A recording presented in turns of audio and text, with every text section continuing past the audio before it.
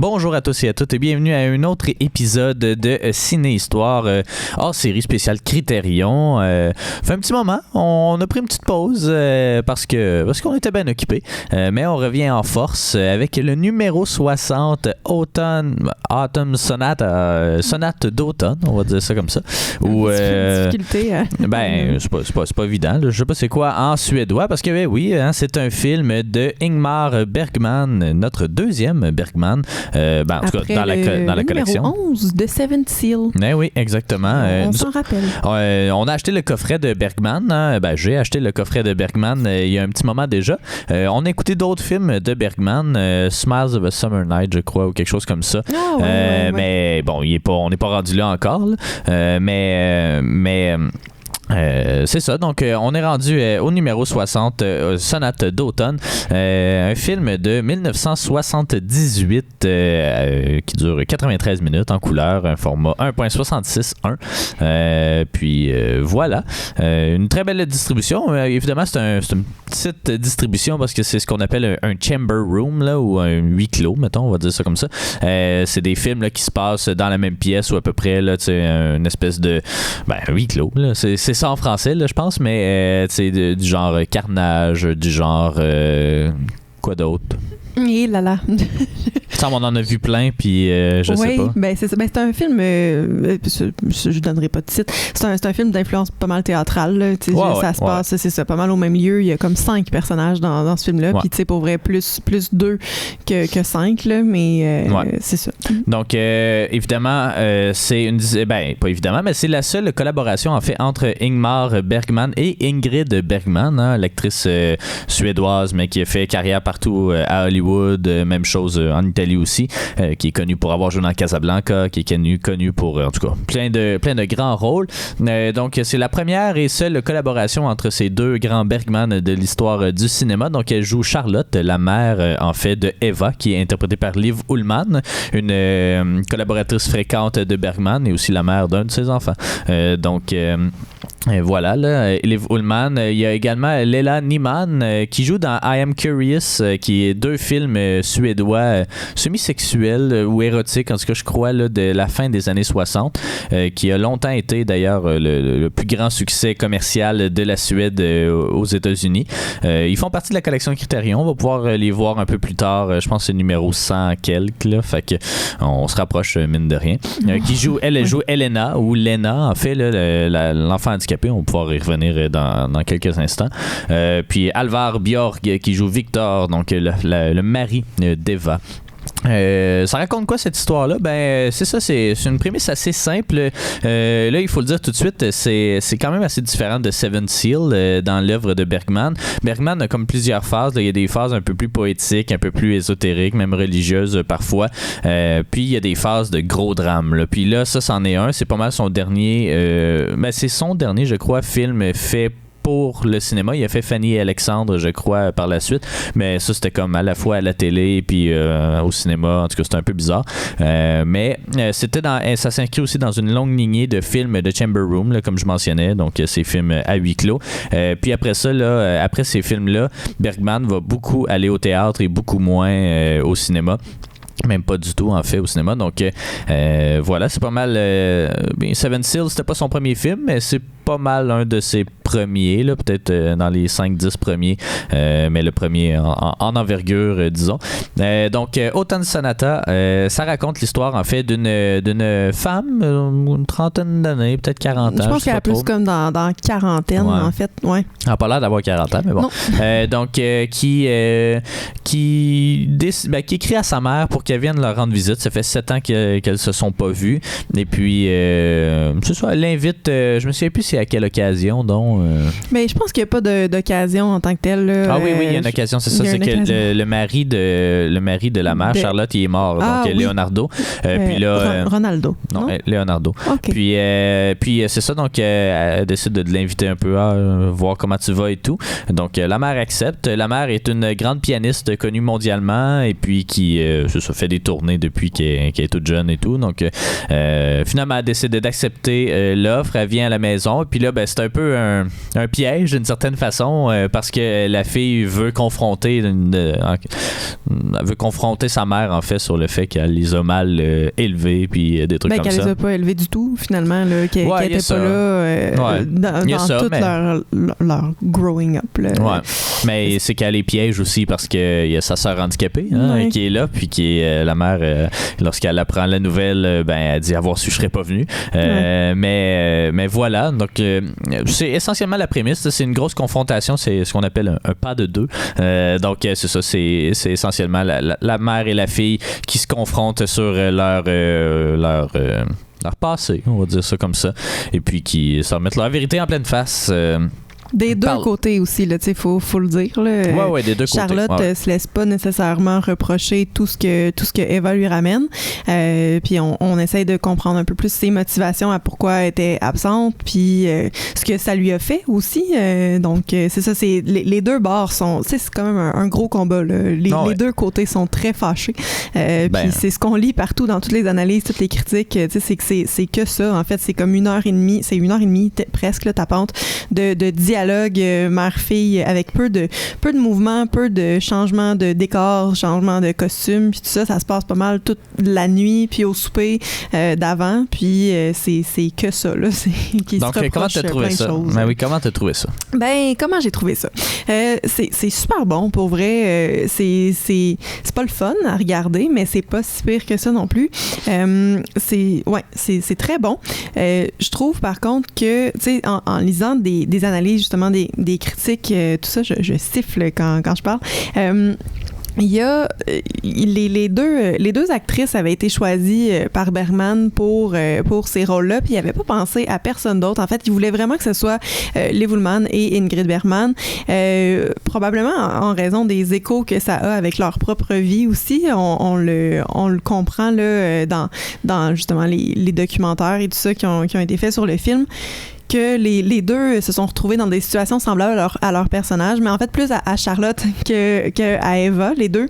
Puis les deux étaient pas contentes du script. Les deux se sont battus pour mon Dieu, ça n'a pas de sens, ils peuvent pas se dire des affaires de même. Mais on voir que la fille qui a 40 ans accuse sa mère de tous les torts, puis tu sais, il dit que c'est complètement de sa faute si elle a scrappé sa vie dans le fond, tu sais, puis tout ça.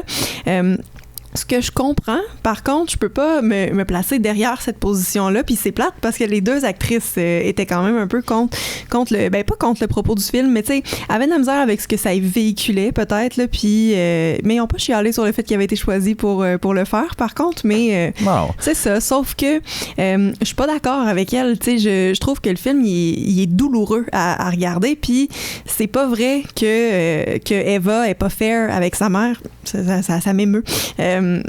Mais je trouve quand même que c'est un film qui est difficile. On se place beaucoup dans la position de Eva qui a pas une mère jamais dans le fond, puis qui est comme tout le temps dans la position de cette fille-là qui a pas vieilli, dans le fond. Puis avec sa mère, elle est ultra vulnérable, elle est pas bien, elle est pas confortable, puis tout ça. Puis de l'autre côté, il y a sa... Ben voyons. Ben oui, mais c'est ça. Il y a sa sœur handicapée, Elena, de qui elle s'occupe beaucoup. Puis là, à ce moment-là, elle prend le rôle de cette mère-là, dans le fond, que Elena a pas eu non plus, finalement. Puis où, là, elle est beaucoup plus forte, elle est beaucoup plus assumée, puis tout ça. Mais c'est pas un rôle qu'elle a nécessairement choisi, tu sais. Elle a comme été, pas un peu contrainte de ça. Sa mère, leur mère, Charlotte, avait envoyé Elena là, dans un centre, puis elle y avait pu parler, dans le fond. Puis je pense qu'Eva était juste allée la chercher pour la ramener à la maison. Mais...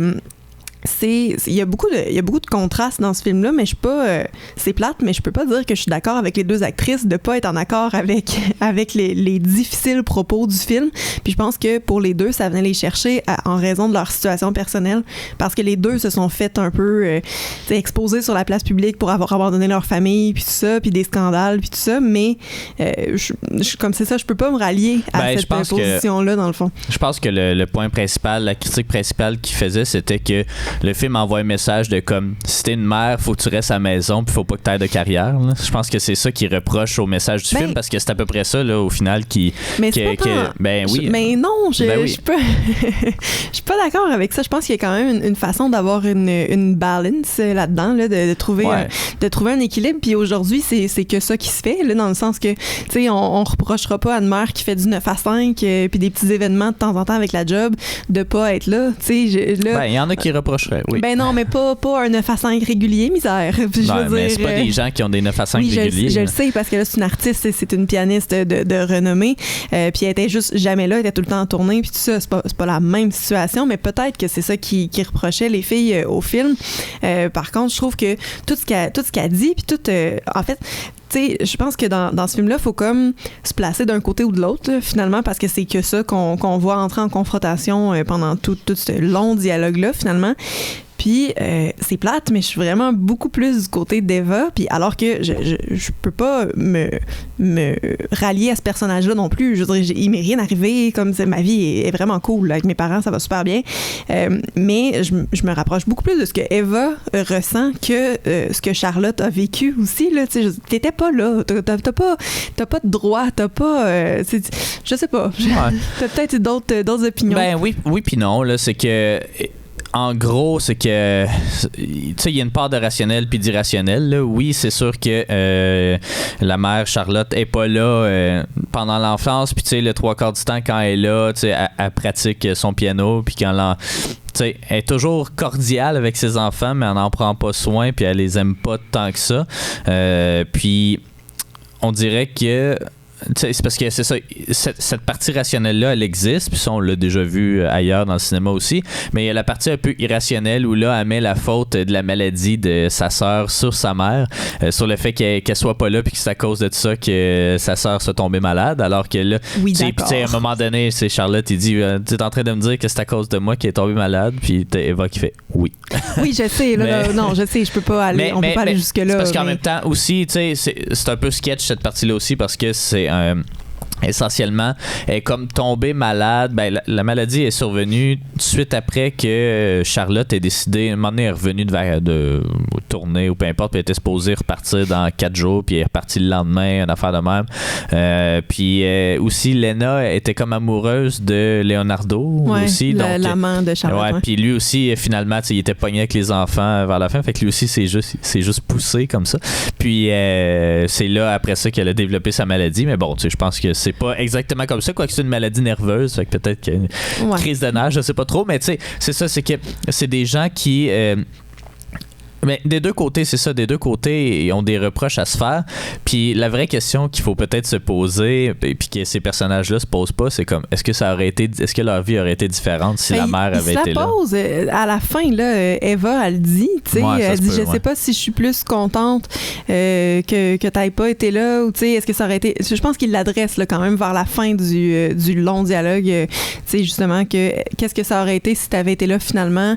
Mais je pense que peut-être que Eva aurait été plus heureuse. Charlotte, manifestement, non, parce que sa vie, c'est son piano, tu sais, dans le fond. Puis, mais on y va quand même, là. Ouais, ben c'est ça un petit peu, mais c'est ce que je trouve intéressant, c'est que, tu sais, il n'y a pas nécessairement de bonne ou de mauvaise réponse ou de bonne ou mauvaise interprétation.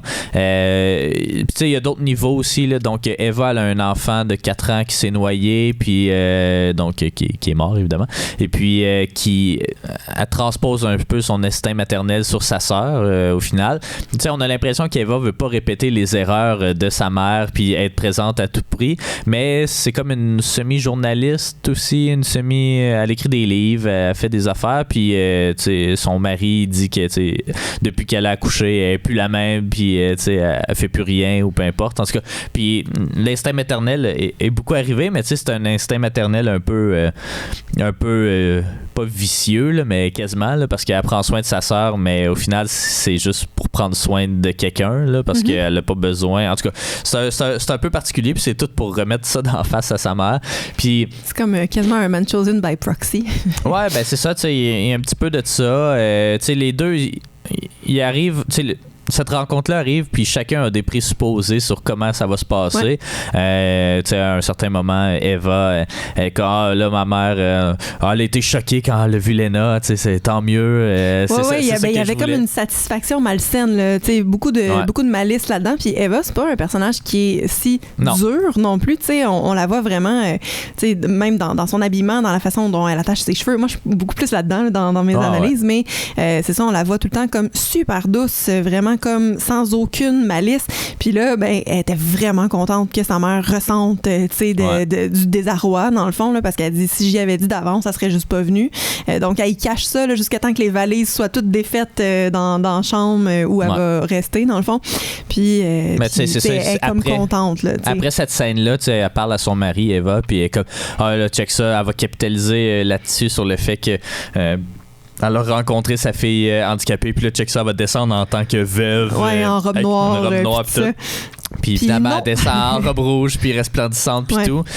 Puis à l'inverse aussi, t'as Charlotte qui se fait un monologue interne dans sa chambre, puis qui est comme, oh, mon Dieu, qu'est-ce que je fais ici? J'aurais pas dû venir. Puis là, tu sais, qu'elle aussi a fait à peu près la même affaire, comme, bon, check ça, tu sais. Je sais pas trop c'est quoi, mais tu sais, quand check ça, la douche, ça marchera pas. Puis là, elle part la douche, puis ça marche. En tout cas, là. Fait que, tu sais, c'est ça. Et les deux sont un peu stressés, puis c'est ce que je trouve intéressant du film. Il y a plusieurs choses. Je sais pas trop où aller, mais je pense qu'on peut aller dans la performance, dans l'interprétation, en fait, de suite, puis on rebondira sur d'autres éléments de l'histoire. Mais c'est ça, il y a plusieurs mises en abîme, tu le mentionnes. Ingrid Bergman, là, elle a quitté, en fait, Hollywood, le confort hollywoodien, pour aller en Italie. Avec Roberto, un amant, c'est ça. Qui va devenir son mari, en fait, là, mais Roberto Rossellini, donc un grand réalisateur italien. Elle va avoir un enfant semi-légitime avec, là, même si elle a été mariée avec. Elle a 3 enfants, je pense. Elle a Isabella Rossellini, là, qui joue dans Blue Velvet, notamment, puis dans une couple d'autres affaires. En tout cas, ils ont 3 enfants. Puis, c'est ça, elle quitte le confort hollywoodien pour aller en Italie, faire des films en italien, des films vraiment plus artsy. Puis, elle est comme un peu... pas discriminée, mais en tout cas, c'est comme décrié justement à Hollywood sur le fait que, mon Dieu, qu'elle a pas de mœurs, puis qu'elle se corrompt, puis des affaires de même. Il faut pas oublier, là, c'est ça, que c'est une grande star internationale, Ingrid Bergman. Puis son exil, elle va revenir aux États-Unis quand même, là, des années 50, puis même un petit peu des années 60. Elle reviendra pas souvent en Suède, par contre. Là, c'est là qu'elle a commencé, c'est là qu'elle va finir, parce que c'est son dernier film, celui-là, avant de mourir 5 ans après, je pense. Mais c'est ça, tu sais. Puis je me souviens plus c'était où. C'était peut-être dans un des bonus, là, mais qui disait, tu sais, tu peux pas, quand tu castes une star internationale comme ça vient avec une certaine idée que les gens ont d'elle. Là, je m'exprime très très mal, là, mais essentiellement c'est que tu sais, c'est ça, c'est comme caster Michael Keaton dans Birdman, là, où qui est comme, c'est ça fait des grosses références à Batman. C'est le même principe ici, c'est comme les gens qui vont aller voir Autumn Sonate à l'époque, évidemment, vont savoir que Bergman a fait, Ingrid Bergman a fait à peu près la même chose que son personnage à un certain moment de sa carrière. Fait que il y a tous ces niveaux-là qui viennent avec. Bergman, Ingmar, celui-là. Lui, c'est ça, il était comme un semi-passage à Hollywood aussi, là, dans ce temps-là. Il avait fait The Serpent's Egg avec Elliot Gould, je pense, en tout cas un film semi-américain. Il avait fait d'autres films en langue étrangère et tout. Il était en exil de la Suède pour des fraudes de taxes puis des affaires de même qui ne sont pas avérées. Mais c'est ça, donc il était tout en questionnement de lui-même. Puis c'est ça, il a profité de cette occasion-là pour travailler avec Bergman en Norvège, par contre. Mais c'est ça, revenons aux interprétations. Mais c'est ça, Bergman, c'est son Ingrid Bergman. Ça sera pas facile. Il va falloir que je les appelle par leur prénom. C'est ça, c'est une actrice évidemment avec une longue réputation, puis ça paraît. Honnêtement, là, tu sais, elle a un souci du détail. Elle a, tu sais, son interprétation du début à la fin est juste exemplaire. Toujours, c'est ça, la précision des petits gestes qu'elle fait, des petits énervements qu'elle va avoir, de la façon dont elle traite sa fille ou qu'elle est pas nécessairement condescendante, condescendante, là, mais tu sais, qui est. Un petit peu. Pas condescendante, excuse-moi. Le moment où elle demande de jouer une pièce de Chopin au piano, parce que Eva aussi joue du piano. Je pense que peut-être qu'elle l'était fait enseigner par sa mère là, quand elle était plus jeune. Donc, Eva joue du piano. Elle dit j'ai fait un petit concert récemment. Puis la réponse automatique de Charlotte, c'est gadon, tu sais, moi aussi, je viens de faire une série de concerts sold out pour des enfants malades, je pense, ou tu sais, comme quelque chose de même, tu sais, qui est plus prestigieux, qui est plus important. Puis Charlotte fait ça tout le temps dans le film. C'est juste avant ce moment-là, c'est juste avant mon moment préféré du film, je pense, où c'est une scène quand même assez importante où Charlotte demande à Eva de jouer justement une pièce, puis là Eva dit je sais pas, tu sais, je suis pas super confortable, tu la fais mieux que moi, fais-la, puis tout ça, puis finalement elle accepte de la faire. Eva fait ça, puis tout le long de sa performance, on voit pas Eva jouer, en fait, on voit la réaction de Charlotte à la façon dont Eva joue, puis j'avais pas vraiment remarqué ça parce qu'on n'est pas des spécialistes en piano nécessairement, mais ça a l'air qu'elle joue pas de façon optimale. Bon, là, c'est un petit peu dur à trouver là, pour le public moyen, mais tout le long qu'on regarde Charlotte réagir, dans le fond, puis ça disait ça dans une analyse qu'on avait regardée, qui disait essentiellement que elle est comme triste, mais pas de sentimentalité d'écouter sa fille jouer, mais juste parce que sa fille le joue pas bien. Puis c'est tellement comme révélateur du personnage que tu dis, crime, ça fait 7 ans qu'ils se sont pas vus, puis elle est pas émue que sa fille joue du piano, elle est juste comme, si j'y avais montré, elle le jouerait mieux, elle ferait pas ces défauts-là dans la pièce, puis tout ça. Puis à la fin, Eva dit, puis comment t'as trouvé ça? As-tu trouvé ça bon? As-tu aimé ça? Puis elle dit, j'ai aimé te voir jouer, alors que ça répond absolument pas à la question. Puis là, je pense que Eva, ça pète une petite coche. Mais ça aussi, c'était dans un des bonus, je pense. Je sais pas, tu n'as pas tout écouté, là, mais c'est ça, c'était dans un bonus de comme, tu sais, comment détourner la question sans dire que t'aimes pas ça, là, puis c'est comme quand tu vois un film de quelqu'un que t'aimes mais que tu trouves pas bon, son film pas bon, puis là tu fais juste dire you've done it again, des phrases un peu génériques vides de sens comme ça, mais c'est ce genre d'attention aux détails là, mais comme je trouve quand même que tu sais, pour moi c'est vraiment, puis je me le suis noté, c'est vraiment le moment le plus triste du film, parce que c'est même pas comme, puis tu sais, elle dit, Charlotte, il y a une différence entre l'émotion puis la sentimentalité, puis c'est que c'est ça. Puis le texte que je lisais, tu sais, ça dit quand tu praises ton enfant parce qu'il fait quelque chose alors que c'est peut-être pas, tu sais, la meilleure chose, t'es vraiment dans la sentimentalité puis pas dans l'émotion, mais si ça te fait rien ressentir, faut que tu l'adresses. Puis Charlotte se cache absolument pas de ça, puis elle va beaucoup plus comme une élève que comme sa propre fille, parce qu'elle reproche sa technique. Elle dit, t'aurais dû étudier tel pianiste, finalement faire tes mouvements comme telle personne, puis c'est tellement chien. C'est tellement des grosses critiques qui sont super douces, tu sais, mais c'est acerbe, c'est bas, c'est ras, tu sais. On pourra revenir à moins qu'on en parle tout de suite, là, du scénario, mais parce que dans le fond, c'est ça, le film, il y a pas mal deux highlights, je dirais, là, c'est vraiment ses interprétations de Ullman puis de Ingrid Bergman, mais aussi son scénario qui est très, très, très bien rédigé. On avait commencé à parler des interprétations, on peut reparler du scénario puis revenir aux interprétations. Les deux sont un peu liés de toute façon. Mais c'est parce que c'est ça. Bergman, c'est lui qui écrit pas mal tout le temps ses films. Puis là, il tenait mordicus. Il veut jamais rien changer dans ses scénarios. Là, c'est écrit comme ça, puis ça va être comme ça, puis trouver une façon de le jouer. Mais comme ça va être ça, les répliques que vous allez dire. Ce qui plaisait pas nécessairement à Ingrid Bergman, qui est habituée peut-être avec son grand bagage, est habituée à différents types de réalisations. Puis au final, je pense que le bon choix a été fait. C'est que dans le table reading, mettons, avant, dans la pré-production, Bergman est arrivé avec son idée préconçue du personnage. Il était comme, mais non, ça parle, il parle trop ici, là, il faut couper du matériel. Puis Ingmar Bergman était comme, non, on touche à rien. Puis là, ça a causé des frictions, surtout parce que Ingmar Bergman travaille pas mal tout le temps avec la même équipe autour de lui. Les Ullman, je pense que c'est son 10e ou son 12e film avec lui à ce moment-là de leur carrière. le Sven Nykvist aussi là, qui fait la direction photo. En tout cas, tu sais, c'est toute une équipe qui est habituée de travailler puis qui connaît les codes d'Ingmar Bergman. Puis là, quand t'as Ingrid qui dit ah non, tu sais, ça, on fait pas ça, ben tu sais, tout le monde, ça met un froid dans la pièce puis qu'ils sont comme ah non, tu sais, là, ça, c'est pas comme ça que ça marche ici. Puis finalement, tu sais, tout le monde met un peu d'eau dans son vin puis ils réussissent à faire des compromis, mais apparemment que ça a été très difficile avant le début du tournage. Quand le tournage s'est amorcé, là, tout le monde était à peu près sur la même longueur d'onde. Mais c'est ça, c'est que il y a vraiment une précision du langage puis qui m'a vraiment plu, puis ça va un peu avec l'attention aux détails. Mais tu sais, Ingmar Bergman disait qu'il avait mis beaucoup de lui dans ses personnages aussi. Puis on le voit surtout dans Charlotte, là, un peu moins dans Eva, mais quand même un peu. Mais dans Charlotte, tu sais, à chaque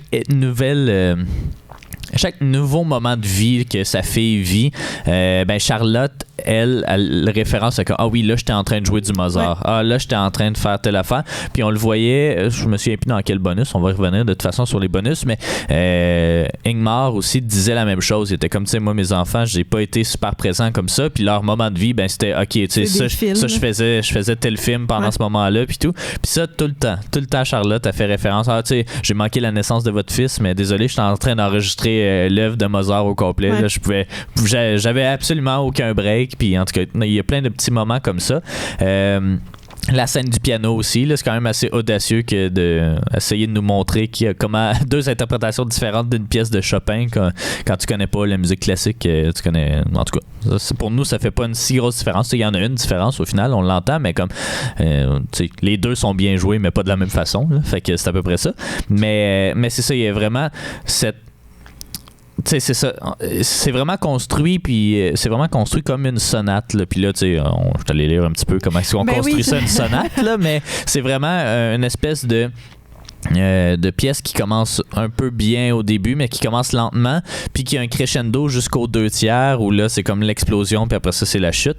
C'est à peu près ça là, qu'on vit. Ouais. Dès le début, il y a cette fausse hypocrisie entre les deux qui se revoient depuis 7 ans. Oui, ils sont quand même contentes, je pense, pareil. Là. C'est juste qu'ils savent que toute la merde va sortir dans pas long. Mais il y a quand même je pense pas que c'est si hypocrite que ça non plus. Ben, pas hypocrite, mais tu sais, je dis, ils ont des masques, là, puis les masques sont pas tombés encore, puis c'est ça, je dis hypocrisie parce que ils font du small talk, là, comme quand t'as une grosse conversation à avoir puis que tu veux pas rentrer dedans tout de suite, fait que tu fais juste jaser d'affaires peu importantes avant ça. Fait que tu sais, il y a cette attention au détail là dans le scénario, cette belle construction, cette montée évidemment, là, quand c'est un huis clos, ben c'est ça, la conversation peut pas juste être du up tout le long, là, on l'a vu dans, tu sais, il y a Marriage Story là, qui serait pas nécessairement ce type de film là, mais pas loin là, c'est pas un chamber room, mettons, là, dans le sens où ça se passe pas en huis clos, mais tu sais, c'est juste des longues conversations aussi. En tout cas, mais donc c'est ça, le scénario est vraiment très, très bien fignolé. Puis c'est ça, c'est les deux seules nominations aux Oscars d'ailleurs du film, là, meilleure actrice Bergman et meilleur scénario Bergman. Pas le même. Mais c'est ça, puis là, si je reviens à l'interprétation d'une certaine façon, ben il y a aussi cette petite attention du détail là. La première fois qu'on voit la mère, elle sort du char, puis elle se pogne le dos, puis elle est comme déjà la route a l'air d'avoir été inconfortable. On sait tout de suite que ok, elle va chialer. C'est sûr qu'elle va chialer sur son dos. Puis là tu sais, ils se voient, puis là tu sais, tout va bien, mais dès qu'ils ont un moment ensemble, c'est-à-dire qu'ils ont sorti les bagages, puis sont allés dans la chambre, ben là la mère commence à parler d'elle. Elle fait que tu sais, j'ai fait telle affaire, Paul m'a fait en tout cas, tu sais, elle parle tout de suite d'elle, puis là de moment donné, elle se rend compte qu'elle parle d'elle, et que excusez là, j'arrête de parler de moi, mais tu sais, elle parle de ses maux de dos, elle parle toujours d'elle. C'est ce personnage très narcissique, comme plusieurs artistes, j'ai l'impression là, tu sais, je pense qu'il faut quand même une certaine part de narcissisme pour faire ce métier-là. Mais tu sais, c'est ça. Il y a toujours cette attention-là aux détails où, tu sais, même quand dans la fameuse scène où les deux interprétations de la pièce de Chopin, ben il y a un peu de ça, tu sais, c'est comme... Au final, la mère est pas tant triste que la pièce soit pas bien jouée. Elle est triste que ça soit pas fait à sa façon. Puis, tu sais, c'est ça. Elle essaie de pas trop vexer son enfant, mais dès qu'il y a une petite porte de comme non, mais dis-moi qu'est-ce qui va pas. Puis, ben, ok, je vais te l'expliquer. Fait que là, ton doigté comme ça, là, c'est vraiment pas la bonne façon. Mais je pense pas qu'elle est triste que ça soit pas fait à sa façon, plus qu'elle se dit qu'elle l'a fail parce que sa fille est pas au niveau qu'elle pourrait être si elle l'avait mieux enseigné. Genre, je pense qu'elle se met, ça reflète à mon avis, sur sa... Tu sais, comme si elle voulait quelque chose pour prouver qu'elle avait pas été une bonne mère, je pense que c'est ça qui va venir la chercher beaucoup plus que ses absences, puis le fait que son autre fille est handicapée en train de mourir en haut, tu sais. Parce que là, elle aurait pu être là, elle aurait pu faire en sorte que sa fille soit meilleure que ça si elle avait été plus présente, si elle avait été une meilleure coach, une meilleure... Tu sais, puis je pense que c'est plus ça qui vient la chercher, puis c'est ça qui fait que c'est si triste, parce que c'est même pas comme une vision d'une mère, c'est plus comme, encore une fois, un reflet très narcissique de... si je l'avais fait autrement, ça aurait été mieux, dans le fond. En tout cas, c'est mon interprétation, mais tu sais. Non, c'est vrai. Puis tu sais, aussi, au niveau des sentiments, Charlotte est pas capable de vivre des sentiments autres que par la musique. Tu sais, les sentiments de base, elle les exprime pas tant, mais elle est capable d'expliquer pourquoi est-ce que Chopin, il faut le jouer comme ça, puis que lui, c'est un homme, tu sais, qui est émotionnel, mais pas sentimental, comme tu mentionnais. Fait que, tu sais, qu'elle soit capable d'exprimer, puis tu sais, moi, je me retrouve un peu là-dedans, parce que moi aussi, mes émotions, je les vis souvent plus au cinéma. Puis moins dans la vie de tous les jours, mettons. Fait que quand on dirait qu'il faut que je réfléchisse sur les émotions des autres pour vivre des émotions, là. Puis je me retrouve un petit peu là-dedans à certains égards, mais essentiellement, tu sais, c'est ça, c'est que sa vie, tu sais, elle a fait des enfants parce que je pense que c'est ce qui devait se faire, mais comme je pense que si ça avait été d'elle, elle aurait pas fait d'enfants nécessairement, surtout pas deux, puis c'est pour, on le voit là, elle n'en prend pas tant soin, même sa fille handicapée, tu sais, quand non, je veux pas la voir, puis quand elle la voit, tu sais, tout va bien, puis tout le monde est content, puis tout, puis tout de suite après, comment non, tu sais, je suis pas capable. Bien, excuse-moi, mais là. Non, mais tout le monde est content, tu sais, de se voir. Là. Pas vraiment. Quand elle voit Elena en haut, là, Elena essaye de parler, puis il y a juste Eva qui comprend. Charlotte, tu le vois que c'est fru, là. Elle est pas capable de comprendre ce que sa fille dit. Elle cherche, tu sais, à comprendre ce qui se passe, puis tout ça. Puis je pense qu'il y a comme une espèce de frustration dans le fait que Eva est capable de comprendre tout ce qui se passe, alors que Charlotte, est pas là, fait qu'elle a pas ce lien-là avec Elena, tu sais. Pas comme ça que je l'ai interprété, là. Elle a l'air, moi, ça revient à porter un masque, là, ou être hypocrite, de comme, tu sais... Elle vit le moment, puis elle fait ce qu'une bonne mère devrait faire à ce moment-là, mais dès qu'elle sort de la pièce, elle s'en crisse, là, puis elle va plus jamais la revoir. Là, fait que, je sais pas, non, je voyais vraiment dans son visage, on le voit là, comme Elena, elle essaye de parler, de former des phrases. Eva comprend tout ça, elle flatte les cheveux, puis vas-y, prends ton temps, on est là, puis tout ça. Charlotte, elle la regarde dans les yeux, elle se tourne vers Eva aux 2 secondes normal, pour voir, là, peux-tu, s'il vous plaît, me dire, parce qu'elle catch pas. Mais, non. On réécoutera cette scène-là, mais non, c'est pas comme ça que je l'avais vu, mais c'est bien correct. Mais tu sais, c'est ça, puis je pense que là, c'est ça, je parlais des interprétations. Liv Ullmann aussi, elle a des bons moments, surtout dans la nuit, où là, elle pète sa coche solide, puis tout. Puis, tu sais, là, elle devient... C'est vraiment bien fait, d'ailleurs. Mais c'est ça, puis, tu sais, c'est un film aussi qui est beaucoup dans l'intimité, qui est beaucoup dans les close-up.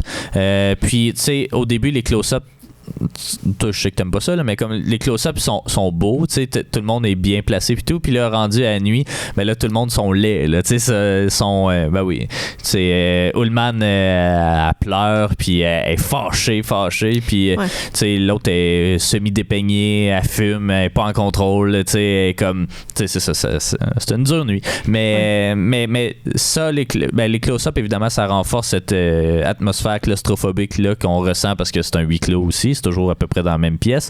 Mais les close-up, toi, je sais que t'aimes pas tant ça, mais moi, je trouve que c'est vraiment utile à ce type d'histoire-là. C'est sûr que ça contribue à ce qu'on essaie de passer comme message. Je les trouve pas mal faits. C'est super bien amené puis tout ça. J'aime pas les close-up en général quand on en abuse. Tu sais, il y a des films que je peux pas nommer en ce moment, là, mais tu sais, où on fait que ça, là, regarder des personnages en close-up d'une façon hyper nerveuse, j'ai le goût de te dire Uncut Gems peut-être, ou mais tu sais, une espèce d'ambiance justement qui trap, là, comme Uncut Gems. Je déteste ça parce que je suis pas bien là-dedans. J'ai besoin d'espace, j'ai besoin de respirer. Puis les close-up, ça me fait toujours l'effet contraire. Justement, j'ai pas la place pour en avoir, dans le fond. Mais là-dedans, c'est pas quelque chose qui m'a dérangé tant que ça, parce qu'il y en a pas pendant 20 minutes non plus, là. Tu sais, je veux dire, puis ils servent quand même de quoi d'utile. Puis il y a la scène du piano, justement, où on a les deux, tu sais, on a la mère puis la fille après, pendant que l'une et l'autre jouent. Puis puis c'est des plans rapprochés qui veulent dire énormément sur la psychologie là, des deux personnages aussi. Là. Fait que non, j'ai pas... dans ce cas-ci, ça me dérange pas. Mais il y en avait beaucoup, puis Bergman aime ça faire des close-up aussi, puis des longs plans. Il y en a beaucoup de longs plans, là, 3-4 minutes à la fois, des trucs comme ça, parce que il veut essayer de capter à un moment donné l'espèce de bonne l'espèce de break dans le personnage, essayer de capter un moment de vérité d'une certaine façon là. Puis c'est quelque chose, oui, que c'est une pièce très théâtrale, mais je sais pas, ce film-là aurait pas pu être une pièce de théâtre, même si ça l'a été là, mais parce que c'est tellement, il faut, c'est ça. Tu peux pas exprimer cette émotion-là quand t'es assis dans le fond de la salle nécessairement. C'est juste le cinéma qui peut la transcrire. Transcrire, c'est pas ça? Transmettre? Non, la retranscrire. C'est peut-être ça. Quoi? Je suis pas d'accord. Ben oui. Transcrire. Oui. Non, moi je le feel. Mais c'est ça. Donc, Bergman fait très bien à ce niveau-là. Puis, c'est Sven Nykvist, en fait, celui qui tourne le film. Mais même chose pour la palette de couleurs aussi, là, qui est. C'est automnal. C'est orange. C'est brun, orange, vert kaki, puis blanc, puis c'est ça. Puis, fait que, tu sais, au niveau de la forme aussi, tu sais, c'est déjà un peu plus travaillé que juste une pièce filmée. Tu sais, ça aurait pu être une caméra fixe et puis, tu sais, justement, filmer une semi-pièce de théâtre, mais c'est pas ça du tout. Il y a vraiment il y a les flashbacks qui sont vraiment plus comme ça, par exemple, là, qui sont toujours vraiment bien cadrés, dans le fond. Puis là, on dirait qu'on est justement sur une scène, qu'on regarde une pièce de théâtre se dérouler, mais juste justement les moments de l'enfance d'Eva avec Elena, puis ça, avant sa maladie. Le film en lui-même l'est un peu aussi. On commence d'ailleurs avec un bris de quatrième mur qui est justement le mari d'Eva qui nous parle. Mais le reste du film, il y a une grande influence théâtrale, c'est sûr, mais c'est surtout, à mon avis, dans justement les flashbacks là, qu'on vit plus ça. Là. Non, c'est ça. Fait qu'il y a vraiment plein de choses à aimer de ce film-là. Si vous aimez, évidemment, là, l'influence du théâtre et tout, puis le fait que ce soit une pièce, je me souviens plus c'était dans quel texte là, qu'on lisait ça, mais le fait que ce soit une pièce originale, puis que il y en a des pièces à peu près comme ça, mais qu'on fait juste réadapter aux 10 ans, puis que c'est ça. Mais là, c'est le fait que ce soit une pièce originale, ça montre vraiment là, du génie, je pense, de la part de Bergman, Ingmar, qui est capable de rédiger comme ça, qui est capable d'aller au cœur de ces préoccupations-là qu'il y a face au parenting, puis ces trucs-là. Puis, je pense que c'était dans le même texte qu'il disait qu'au début de sa carrière, il prenait des concepts abstraits, puis il faisait des films abstraits pour les montrer, alors que là, il part d'un concept abstrait, c'est-à-dire comment être un bon parent ou quelque chose comme ça, puis en faire un film concret, genre une expérience, justement une étude de personnage comme ça. Puis c'est, je pense, cette partie-là de l'univers de Bergman qu'on va plus aimer, nous, en tant que cinéphiles, parce que Seven Seal, on n'a pas trippé. L'autre film qu'on a vu... L'autre, c'était bien quand même. C'était une comédie super légère, puis ça n'avait rien à voir. Là. C'est ça, c'était pas la même chose, mais tu sais, je pense qu'il y a Persona qui s'en vient aussi, là, qui est un peu dans ce type de art house cinéma qui va moins nous parler, mais qui parle vraiment à beaucoup d'artistes aussi, puis beaucoup de gens, mais c'est un peu comme du Tarkovsky, de comme c'est trop abstrait pour nous qui aimons le réalisme, puis on est comme ok, tu sais, je vois la valeur, mais comme je retiens rien de ce visionnement-là. Fait que, mais il faudrait le réécouter, peut-être Seven Seal éventuellement, ou peut-être les autres. On pourrait parler des bonus, peut-être, à moins que tu aies autre chose à rajouter sur le film. Non, pas tant, non. Donc, les bonus, il y en a quand même pas mal. Il y en a un gros qui est costaud, mais on va commencer, en fait, une restauration 2K digitale. Le film était très beau, hein, ça paraissait, il était en Blu-ray, puis c'était très cool. Et une introduction de Bergman qui date de 2003, donc ça a été fait, je sais pas exactement, ça a été fait en 2003, mais comme je sais pas dans quel but nécessairement, mais dans le coffret de Bergman, chacun des films est précédé d'une introduction où c'est justement Bergman qui mentionne des petits éléments du film, ou en tout cas qui met un peu la table. Moi, j'ai pas trouvé que c'était une mauvaise introduction que ça, mais c'est pas trop instructif sur ce qu'on s'apprête à voir. Tu sais, il mentionne un petit peu comment est-ce que c'est né ce partenariat-là avec Ingrid Bergman. Il parle un petit peu des problèmes au début du tournage et différentes façons de travailler de son côté. y a un petit peu de répétition aussi avec les autres bonus qu'il y a, mais ça, je pense que c'est une caractéristique un peu commune des autres éditions Criterion, mais bon. Puis voilà, donc c'est pas très très long, ça met un petit peu la table. Ensuite, il y a le commentaire audio, attendez un petit peu, commentaire audio par Peter Cowie, là, qui est un expert du cinéma scandinave de Bergman. En tout cas, il a écrit plusieurs des textes aussi dans le Ingmar Bergman cinéma. Donc ça mentionne un bon mélange entre trivia puis analyse de film. Il y a plus de trivia que d'analyse, j'ai l'impression, comparativement à Peeping Tom, où là c'était vraiment un essai vidéo où comme voici qu'est-ce qui se passe, puis pourquoi c'est comme ça, puis ainsi de suite. Il y en a un petit peu, mais il y a vraiment plus de trivia là. Bon, Bergman est en exil à ce moment-là, justement un petit peu de encore une fois, comment est né le partenariat entre les deux, les parallèles entre leur vie, un peu la façon de travailler de Bergman. La partie d'analyse, c'était que c'était un film naturaliste, là, un film je sais pas, en anglais ça existe, mais je sais pas si c'est la bonne traduction, mais c'est un film qui se passe en temps réel, en fait. Donc, que le temps du cinéma est le même temps, mais qui est comme certaines exceptions, il y a comme un faux cauchemar, puis il y a les flashbacks, là, évidemment, mais comme c'est ça, c'est un film naturaliste au sens où il se passe en temps réel. Une demi-heure de film, c'est une demi-heure dans leur vie. Il parle un petit peu justement le clash de génération, un petit peu une analyse sur l'œuvre de Bergman dans son ensemble. Mais c'est ça, c'était pas un essai. J'aurais aimé ça avoir un essai. C'est vraiment pratique. Moi, je trouve les essais, c'est sûr que c'est libre à interprétation, mais j'aime ça pour entendre des gens parler de films plus que d'entendre justement des commentaires. C'est des trivia là, qu'on peut trouver ailleurs, puis qu'on trouve d'ailleurs ailleurs dans d'autres bonus du film. Je sais pas si tu avais la même impression, parce que celui-là, tu l'as écouté, le commentaire audio.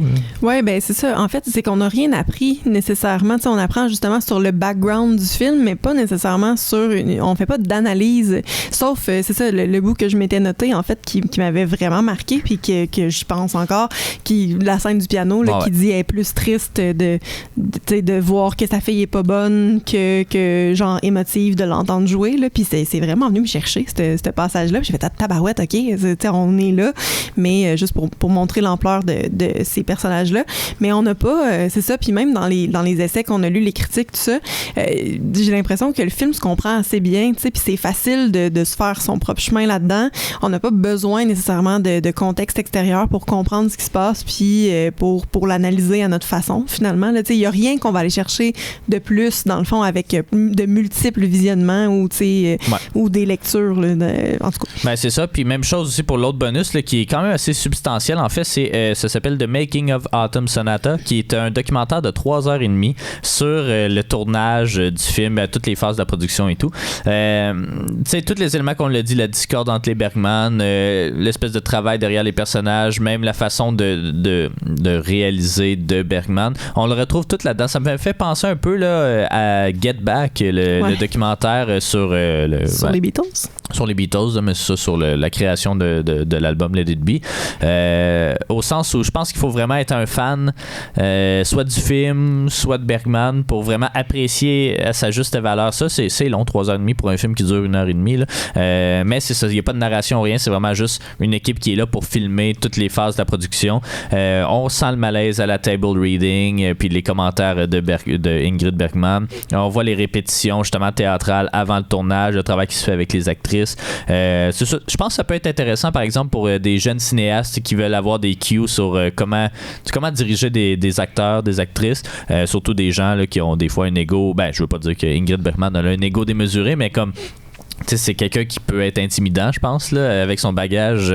Fait que c'est pour les jeunes réalisateurs des fois d'avoir des cues sur comment est-ce qu'on deal avec une personne un peu intimidante. Je pense que ça peut être intéressant, mais j'avoue que je l'ai trouvé un peu long. On plonge quand même bien au cœur des personnages, de la façon dont Ingmar les imaginait aussi.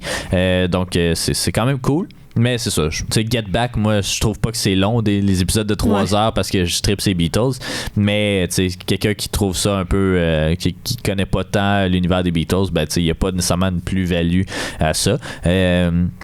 Puis c'est le fun de voir aussi les behind the scenes. On a toujours aimé ça, voir les acteurs dans leur quotidien, puis pas juste devant la caméra aussi. Là. Fait que non, je pense que c'est des points de vue très intéressants.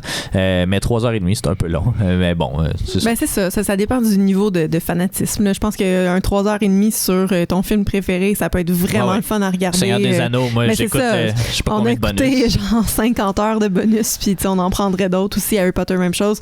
C'est différent. Là, mais c'est ça attire une certaine un certain public dans le fond puis c'est le fun à voir, mais c'est ça, c'est un peu long pour juste voir des répétitions. Au final tu te rends compte que le film était vraiment bien répété, bien orchestré, puis tout était hyper calculé aussi, fait que le tournage a pris je pense 30 jours qu'il disait là, fait que quelque chose comme ça, pas très très long. Sinon il y avait une entrevue avec Liv Ullmann aussi qui a été réalisée je crois en 2013. Donc là, c'est elle qui revient un peu sur son expérience de tournage. Bon, quand je dis qu'il y a un peu de répétition, c'est qu'elle revient un peu sur la discorde entre les deux, puis l'espèce de malaise à la table reading. Mais elle parle aussi beaucoup du parenting, puis évidemment, elle a un enfant avec Ingmar Bergman. C'est un enfant semi-légitime au sens où je pense qu'ils étaient mariés avec quelqu'un d'autre quand ils ont eu leur enfant. Puis finalement, ça se passe bien quand même leur dynamique, là, mais en tout cas, c'est un peu particulier. Eux autres, ils n'ont jamais été mariés, Ullmann puis Bergman, mais ça parle un peu de, tu sais, Ingmar, il était pas super présent non plus pour les enfants, même s'il me faisait travailler ses films puis tout. D'ailleurs, la jeune Eva dans le film, c'est leur fille. Exact. Donc, montre aussi là, justement la personne qui est Bergman, là, quelqu'un de très stiff sur le texte, changez rien de ce que j'ai écrit, mais interprétez-le. Il laissait de la place, c'est ça, au travail des acteurs, mais comme le texte, c'est ça que vous allez dire, puis trouver une façon de le dire. Montre justement... c'est ça. Encore une fois, là, une petite répétition sur Ingrid et Ingmar puis leur relation. Donne son opinion sur le film. C'est là que tu mentionnais là, que ça n'était pas d'accord avec son personnage. Donc ça, c'est quand même assez intéressant. C'est rare des fois que... C'est le fun de voir ça quand même. Comme je dis, je peux pas être d'accord avec leurs propos nécessairement, mais c'est quand même intéressant de voir que tu joues quelque chose puis tu y crois pas. Là. Ouais, exactement. À un moment donné, il y a une citation de cette entrevue-là qui a fait... qu'elle parle dans le fond... à son personnage. How dare you accuse your mother. Puis en tout cas, ça c'est quand même assez intéressant, une quinzaine de minutes je crois, donc c'est pas si mal. Un autre que j'ai bien aimé aussi là, c'est attendez un petit peu, une conversation de 1981 entre Ingrid Bergman et le critique John Russell Taylor au National Film Theatre à Londres. Donc ça c'est une certaine rétrospective de la carrière de Ingrid Bergman, donc qui dans le fond on parle un peu de ses débuts en Suède, après ça de son passage à Hollywood, en Italie, un petit peu en France. Elle a fait un film avec Jean Renoir. Après ça, elle tourné aux États-Unis un peu, puis là a fini en Suède. Donc ça se passe en 81, un an avant la mort de Ingrid Bergman. Moi j'ai bien aimé ça, j'ai toujours aimé, ça me faisait penser aux grandes entrevues de Stéphane Bureau là, qu'il y avait sur tous les artistes ou les humoristes ou peu importe. Donc j'aime bien, j'ai toujours aimé ça, ces rétrospectives là. Quand Varda en fait aussi, j'aime bien ça. Elle parle beaucoup de c'était quoi l'ambiance à Hollywood des années 30 et 40. Là. Il y avait beaucoup de Greta Garbo, Marlène Dietrich. Il y a beaucoup d'actrices et même d'acteurs qui ont fait le saut de l'Europe aux États-Unis dans ces années-là. Puis comment ça marchait, il fallait qu'ils signent des contrats de 7 ans, mais après 6 mois, ils pouvaient être résignés le contrat. Fait que les gens se pointaient là, et ils se faisaient, elle disait, ils passaient un extreme makeover pour essayer de normaliser toutes les actrices qui sont, ils sont toutes pareilles, des blondes ou des brunes. Puis un gros makeover, ils refont faire les dents, ils la mettent dans un film, puis là si le film pogne pas, too bad, puis ils partent. Fait qu'elle parle un peu de sa relation aussi avec des grands réalisateurs puis des producteurs avec qui elle a travaillé, David O. Selznick, elle a travaillé avec Hitchcock, elle a travaillé avec George Cukor, donc un peu de ça. Sa relation avec Greta Garbo également. Puis après ça, elle parle un peu de sa relation extra-conjugale avec Roberto Rossellini, puis de comment elle a fait la transition. Elle a tourné dans 5 langages différents quand même là, tout au long de sa carrière, ce qui est quand même assez rare pour des acteurs. Voilà. Puis on parle très peu de Autumn Sonata, malheureusement. On en parle un peu vers la fin, puis il y a une question du public là, qui parle un peu là, de... C'était quoi, non? Je me souviens plus, je pense que c'est peut-être sa relation avec Ingmar, mais quelque chose comme ça, mais c'est ça. Donc j'ai trouvé ça très intéressant comme bonus. Je sais pas si je l'aurais mis nécessairement dans celui-là, dans ce DVD-là, parce que il y a d'autres, il y a même un coffret complet de Bergman et Ingrid Bergman avec Rossellini. Peut-être que ça aurait été pertinent de le mettre là-dedans. Peut-être qu'il est là aussi, je sais pas. On l'a pas encore découvert. Mais c'est ça, moi j'ai toujours aimé ça. Là, c'est des grandes entrevues comme ça. Voilà, il y a le trailer aussi. Il y a une version doublée anglophone du film.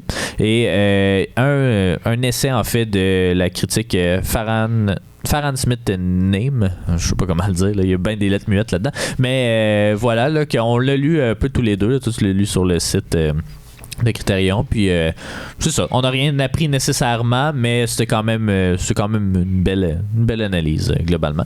Donc voilà, mais en terminant, moi je serais prêt à donner ma note du film. Certain. Moi j'irais avec un 8 sur 10. J'ai vraiment bien aimé ça, ou un 4 étoiles. J'ai vraiment bien aimé ça.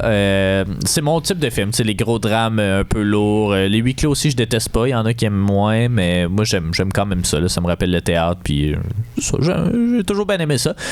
Bergman, Ingrid, vraiment sublime dans le rôle, puis j'ai le goût de voir, parce que j'ai pas vu grand chose d'elle. J'ai vu Casablanca, puis ça, puis je pense que c'est tout. Ouais. Je pense que c'est tout. C'est quand même une actrice qui a été 3 fois oscarisée aussi, là, fait que non, j'ai vraiment beaucoup apprécié le film, puis j'espère que c'est ça. Je pense que je vais vraiment plus aimer la deuxième moitié de la carrière de Bergman plus que sa première, mais c'est ça, une très belle expérience, je crois, puis j'ai déjà hâte de plonger. Ça va être dans pas très longtemps, dans une dizaine de films, là, je crois on va déjà en revoir un autre de Bergman, donc j'ai hâte de voir comment celui-là va être différent, mais un 8 sur 10 de mon côté. Bon, ben écoute, moi, il me semble que je lui avais mis un 7. On l'a réécouté avec le commentaire récemment, parce que ça fait quand même un bon moment là, qu'on a écouté le film. On n'a pas réussi à enregistrer avant. C'est ça, je trouve ça vraiment bon. Le film, c'est pas quelque chose que j'écouterais si fréquemment, parce que c'est ça, on bénéficiera pas nécessairement de multiples visionnements. Dans le fond, je pense que c'est très tel que tel. Il n'y a rien de plus à aller chercher nécessairement. C'est le fun à regarder. Mais c'est ça. C'est un huis clos. C'est très claustrophobe. Puis c'est un dialogue au final. Fait que c'est très bon. Je n'irais pas à dire que crime, je vais écouter ça tout le temps. Puis que mon Dieu, que c'était donc riche en fait de cinéma. Là. Mais je suis quand même d'accord pour dire qu'on va probablement plus aimer ce genre de film-là de Bergman que les autres styles qu'il a fait. Donc, c'est ça. Pour moi, ce sera un 7 ou un 3,5, si tu veux. Voilà. On fera notre rétrospective de la dernière dizaine dans le prochain épisode. En fait, prochain épisode qui va porter... Ouais, c'est ça. On n'a pas encore compilé les données encore. Mais, donc, prochain épisode qui va porter sur Life of Brian. Donc... Pardon, je dis genre. Donc, le film des Monty Python. Donc, voilà, merci d'avoir été des nôtres et on se retrouve pour un autre épisode de Criterion.